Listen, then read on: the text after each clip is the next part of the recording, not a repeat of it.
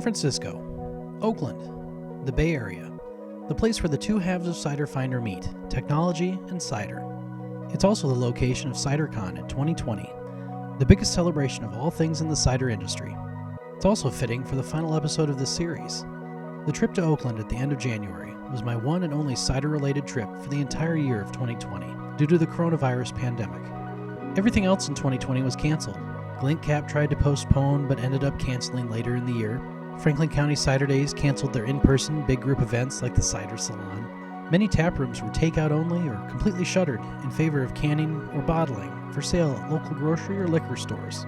All of the big cider festivals and cider weeks across the United States took 2020 off. A few events, thankfully, transitioned online. Cider Summit, which holds events on the West Coast and in Chicago, transitioned their Seattle and Portland events online in the fall of 2020, as well as their Chicago event in 2021. I was able to take part from the comfort of my home office thanks to the fine folks at Press Then Press. CiderCon has also transitioned from an in-person event to online in 2021. However, it's just not the same as being in person, around a bunch of other people who appreciate cider. It's the best we can do until we can go back to breathing on each other. Thankfully, CiderCon was able to happen in 2020 before all of the chaos began, in a location with a fantastic cider heritage and as part of Bay Area Cider Week. Come along with me and experience at least a little bit of what this part of California has to offer cider enthusiasts during my week in Oakland and San Francisco on this installment of the Cider Finder.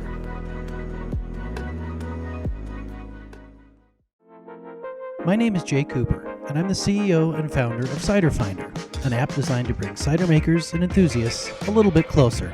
I'm on a journey around the United States to meet cider makers, visit cideries, find fans of hard cider, and learn as much as I can about one of the strongest segments of the alcohol industry in this country. Come along with me on my travels from coast to coast as I attend the biggest events in hard cider in America to learn as much as I can about the industry and all of the steps between fruit on tree and liquid in bottle. There's a lot more going on behind the curtain than you realize. I'm on a quest to learn everything I possibly can and become the Cider Finder.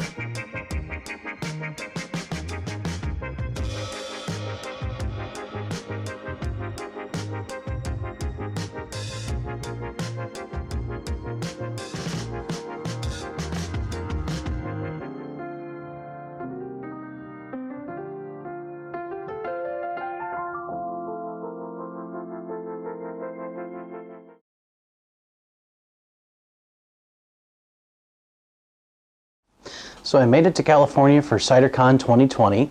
I'm here in my scenic view. This is the $90 scenic view here in Oakland, California.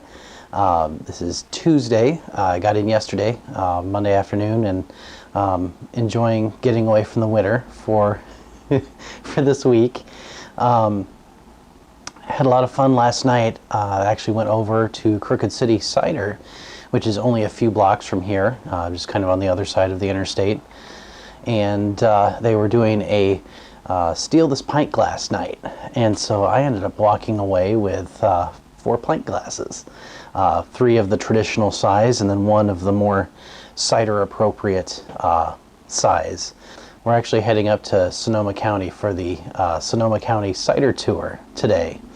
It's gonna be a lot of fun. We're actually supposed to make, can't remember, 5 or 6 stops. It's a lot of stops. It's gonna be a busy day. It's gonna be one place after another. Hoping to get to see some production facilities and some tap rooms, meet some of the cider makers up there, and hopefully come away with some new knowledge and some new connections, both from the places we're stopping and from the others on the tour.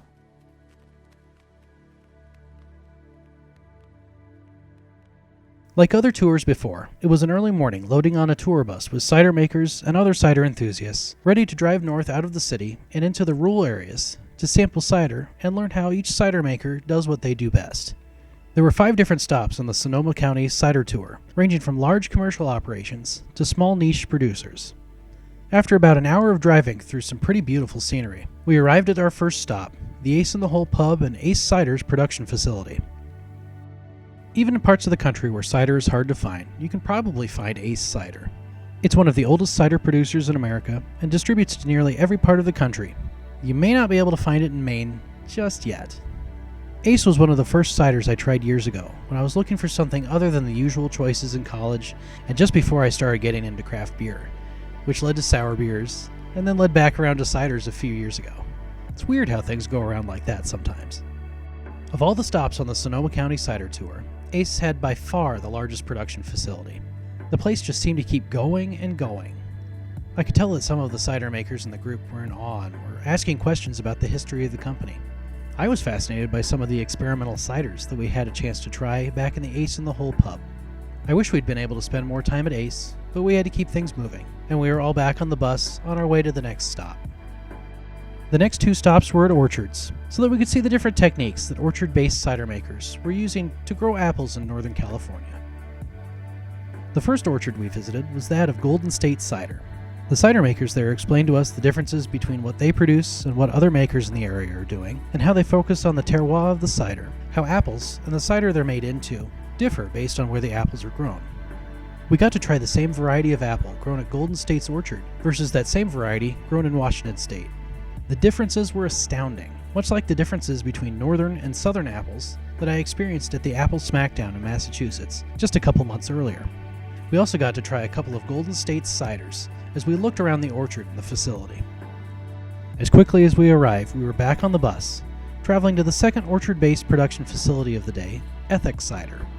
The main purpose of the visit to Ethics Orchard was to see how they have top-worked some of the old rootstock on the property. Top-working a tree involves using the roots and trunk of an old, unwanted apple tree and grafting a branch containing the variety of apple you want to grow onto the old trunk. It can make for some really strange-looking trees about 3 to 5 feet up, but it's the only way to control what you're growing. We also had a chance to try a couple of Ethics products before we had to head on to Sebastopol for lunch and a visit to Golden State's tap room. Rather than having their tap room at the orchard, Golden State built out a fantastic facility in town with a large seating area both inside and outside. As nice as the weather was, especially for someone from the Midwest escaping winter for a week, I opted to sit outside and get a little bit of sun while I ate my lunch and enjoyed another Golden State cider. I also got to socialize with some of the other folks on the tour, since this was the first point during the tour where we weren't actively engaged in listening to a cider maker describe their facility or their products. A few of the people on the tour bought some of the products for sale at the tap room before we once again had to hop on the bus and head to the next stop. If the enormous commercial facility at Ace Cider is at one end of the spectrum, our next stop at Tilted Shed Cider would be the polar opposite end. The production floor and tap room are located in essentially a large garage in a light industrial area of town. It was amazing how much equipment they were able to fit into their facility, but it didn't feel cramped or crowded at all. Much of their cider was in wooden barrels, and they specialized in Spanish-style cider. Our group was able to line up a couple of times for choch, a tradition in Spain where uncarbonated cider shoots out of a hole in the barrel, and each person in line catches a couple ounces of cider. Once everyone has their cider, they come together to cheers before drinking the cider in unison. It's a great tradition in Spain, and I'm glad that it's starting to make its way across the world. The final stop on our tour of Sonoma County cider makers was at Old World Winery. There's a lot of overlap between cider and wine, especially in the production process. A few wineries have started to produce a little bit of cider as well, to broaden their reach beyond traditional wine drinkers. The folks at Old World Winery have been experimenting with cider, specifically barrel aging their ciders at different lengths of fermentation. They had cider at several different stages for us to sample, and it was fascinating tasting the differences between cider that had fermented a few days, a few weeks, and a few months. My favorite of the lineup were the earlier ciders. The cider that fermented a few months was, in my opinion, a bit far gone. In the future, I'm hoping to hear more about their experiments with cider. Before the sun started to set, we were back on the bus and crept our way through traffic as we got closer to the city. All in all, it was a great tour. I just wish we'd had a bit more time to enjoy ourselves instead of rushing from one place to another. Hopefully in the future, I'll be able to visit these locations again.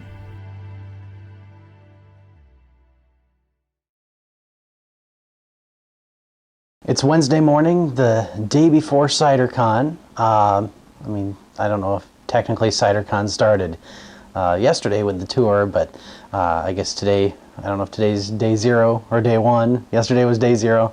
Anyway, the Sonoma County tour was amazing. It was great to get out of the city and get up kind of into their one of their agricultural hubs up north of San Francisco, Oakland. Now today, a little lighter and not nearly as action-packed. I'm actually heading over to the Marriott, the host conference zone, and I'm going to go to a riveting 4-hour seminar on the TTB. So the part of the IRS actually that helps regulate cideries and different ciders. It's like, what can you put on your label? What forms do you need to fill out? All that sort of thing. So I just want to go and learn more about it, find out what the cider makers are having to go through as they deal with the federal government on this stuff. And this evening is the cider share. I actually missed the cider share last year just because with the ice and the snow going to and from Chicago. My train was 8 or 9 hours late last year, so I didn't get into Chicago until after the cider share was over, which I was super bummed. I wanted to go to that last year, so part of the reason why I wanted to make sure I was in here early enough to do the tour yesterday and also do the cider share today. So we're set. I'll be there. I thought that the TTB session would be a bit more informative than it was. There was some stuff shared that I didn't know before I walked through the door, but it seemed like there was a lot of stuff that the expert panel didn't seem to know about their own department. Not terribly reassuring when the professional bureaucrats don't know their own rules backwards and forwards. Once the speakers started going into the weeds and unable to answer some of the questions from the audience, I made an early exit and grabbed some lunch down near the waterfront. It was nice to have a few hours just to wander around the touristy part of Oakland and soak up a bit of sun next to the bay. There are a number of restaurants near Jack London Square, and I tried to pick a different restaurant for each meal I planned to eat out. One meal was sushi, another barbecue, and another soul food. All excellent choices. The thing I was looking forward to the most was the part of CiderCon that I missed in 2019, the cider share. My train was so late the previous year that I didn't get to the host hotel until well after the cider share had ended. I wasn't going to make the same mistake this year. Even if the Sonoma County Cider Tour hadn't happened the day before, I was still planning to get to California with plenty of time to spare. Each part of the United States and most of Canada was represented during the cider share, along with about a dozen other countries. I was surprised the most about the ciders from India and Japan. I guess the cider is really starting to take hold in some parts of Asia, especially Japan and Korea. In a few years, it will be really interesting to see how their cider industries have developed and potentially visit both of those countries to visit their local cider makers. There were a lot of familiar faces pouring drinks up and down the cider share hallway. For some reason, we didn't have access to the ballroom, so we were all relegated to the main hallway outside the ballroom. It was truly a sea of humanity, from one end of the hall to the other, shoulder to shoulder with hundreds of CiderCon attendees. After a couple of hours, the cider share was over, and we were ushered out into the night. I went over to Crooked City Cider to enjoy a couple more beverages and some conversation before calling it an evening. A number of cider makers and enthusiasts had made their way over there from the host hotel, and it was fun to be able to sit down and talk with them a bit. We were all pretty excited for the beginning of the big show, first thing in the morning. So today officially kicks off CiderCon 2020. It's Thursday, so I don't know if this is day 3 or if this is day 1. This is day 1 of the 2 days of educational seminars held over at the Marriott. It's a couple blocks from here. It's kind of the part of the convention where we're still having fun, but it's a lot more pencil and paper kind of learning than hands-on or tours or that sort of thing. So really looking forward to some of the stuff from today. The cider share was awesome. It was an absolute sea of humanity and cider and fun. It looked like most of the attendees actually had made it in for the cider share. I mean, we'll see later today and tomorrow if there were people that didn't make it. But it sure looked like an entire convention's worth of people trying to navigate one long hallway with cider makers on both ends, or on both sides, pouring what they do best. And I mean, there were producers from all over the U.S. They were kind of segmented off by different parts of the country. And in the middle there actually was a decent international contingent. First things first, the opening toast. Two of the best things about CiderCon are the opening and closing toasts, bookending the convention. This year, the opening toast featured some locally made cheeses, which is great because I just grabbed some coffee on the way over to the convention for my Airbnb, but didn't have a chance to grab any breakfast. The beverage for the opening toast was provided in some awesome souvenir glasses. Well, I don't know if they were supposed to be souvenirs, but they became souvenirs when I took a couple of them with me after draining the contents of the glasses into my person. There were a number of educational sessions during the day. I picked a couple that focused on what retailers and distributors are looking for when they're working with cider makers. The bottom line is that there's only so much space in physical warehouses and brick-and-mortar stores, so most of the space has to go to beverages that sell well, so enough quantity moves quickly enough through the retail chain. The session I was most anticipating was the beer, cider, and wine pairing tasting.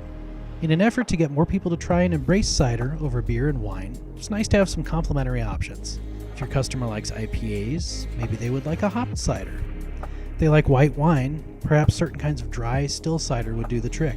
The neat thing about this pairing was the organizers thought outside the box a bit.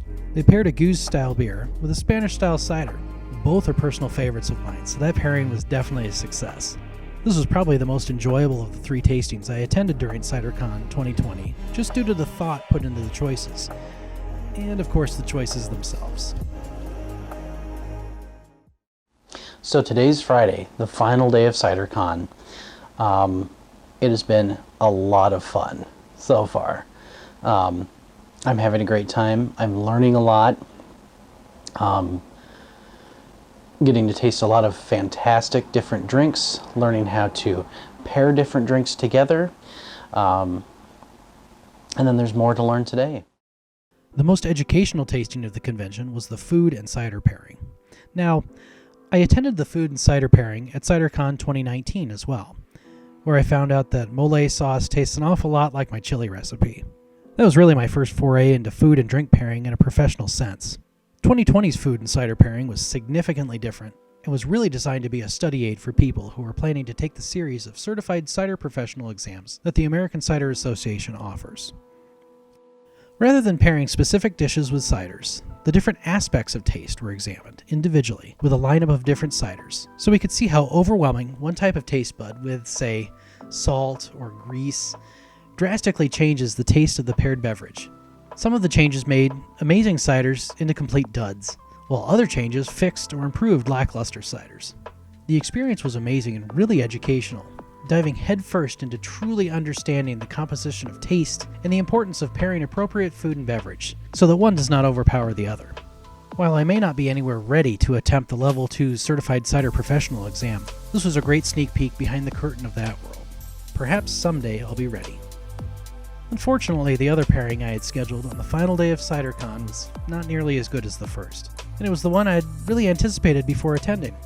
Pet Nat, or Pétillant Naturel cider, is cider bottled before the primary fermentation process is complete, leaving its quality unknown until the bottle is brought to the table to be consumed.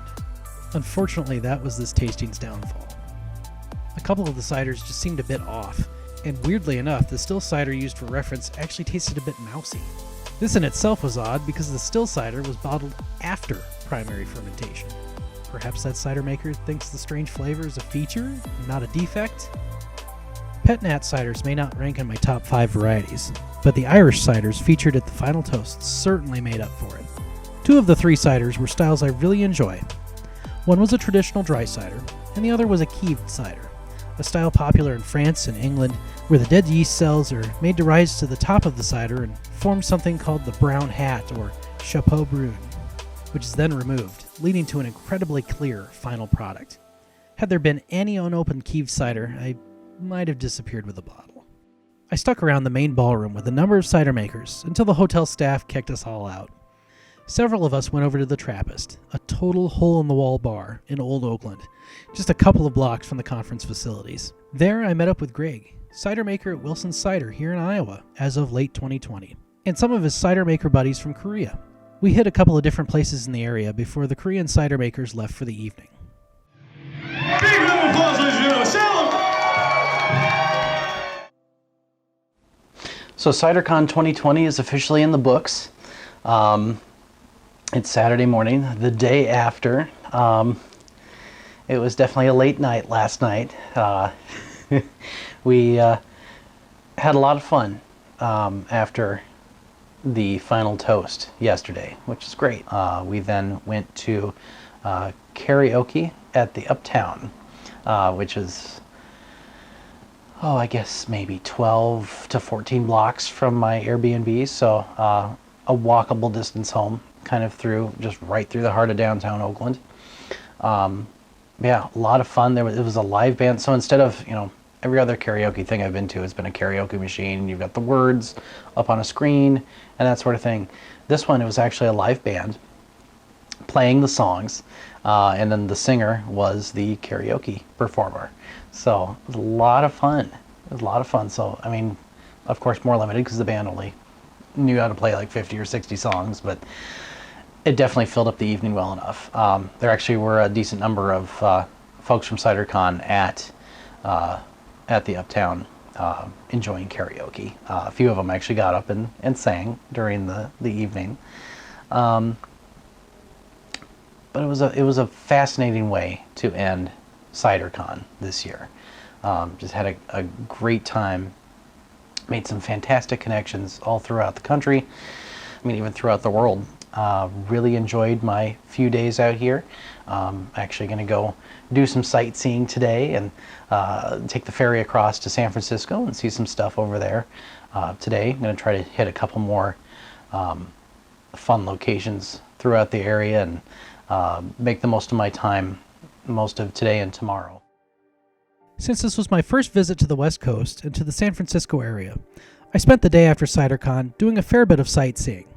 Tuesday through Friday were so packed with conference activities that I hadn't really had a chance to independently leave Oakland. I saw that there was a ferry that went across the bay from Oakland to downtown San Francisco, so I decided to hop aboard and make the trip. It's really breathtaking as you approach the city from the water. To see the buildings and all of the activity both on the water and on the shore is pretty amazing. I had a couple of landmarks that I wanted to see, but I left most of the day open just to walk around, get some fresh air, and give my liver a rest after 4 days of CiderCon. So, after getting off the ferry, I just picked a direction and started walking.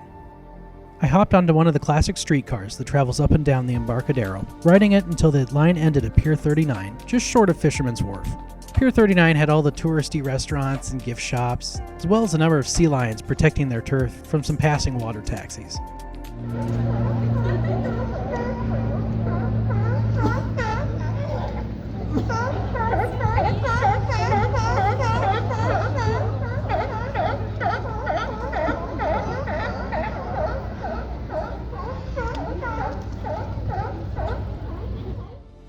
Between Pier 39 and Fisherman's Wharf was a small naval museum with a couple of ships that I looked at from afar.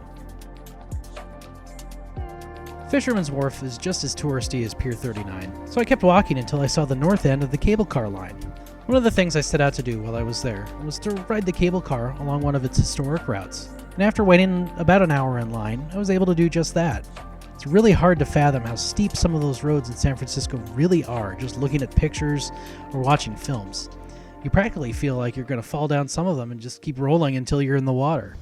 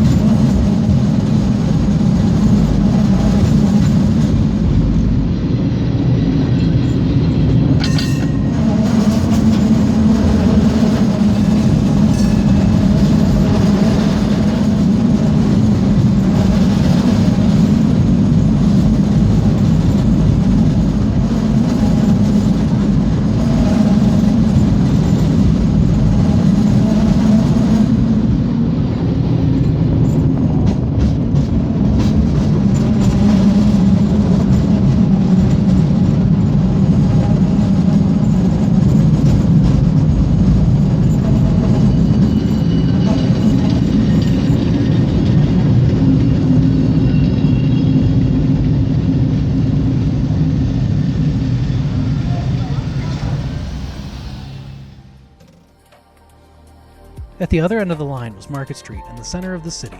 I looked at the map on my phone and saw that I was only a couple of blocks from the historic gate at the entrance of Chinatown, so I wandered over that direction and did some window shopping. Most of the stores had the same handful of souvenirs and cheap plastic junk, so I just kept walking. I was more interested in the architecture of the area anyway. It was starting to get late enough that I started making my way back toward the ferry building in order to catch one of the last ferries heading back to Oakland for the day. I knew that I could always take the BART train under the bay if I needed to, but the ferry was so much nicer. The ferry was about 45 minutes delayed, and the sun was starting to set by the time I boarded. It was a beautiful evening to cap off an amazing trip west for CiderCon. Who knew that this was going to be my only adventure in 2020? Had I known, I probably would have stuck around a couple more days, just to do a bit more sightseeing and meet with other cider makers in the Bay Area. Oh well. Here's hoping that I can get back on the road sooner rather than later. It really was a lot of fun making this series. I hope you had fun following along. In the future, I hope to make more of these videos as I visit new parts of the United States, and eventually other parts of the world. When that happens, I hope you join me for some great cider adventures. So long for now.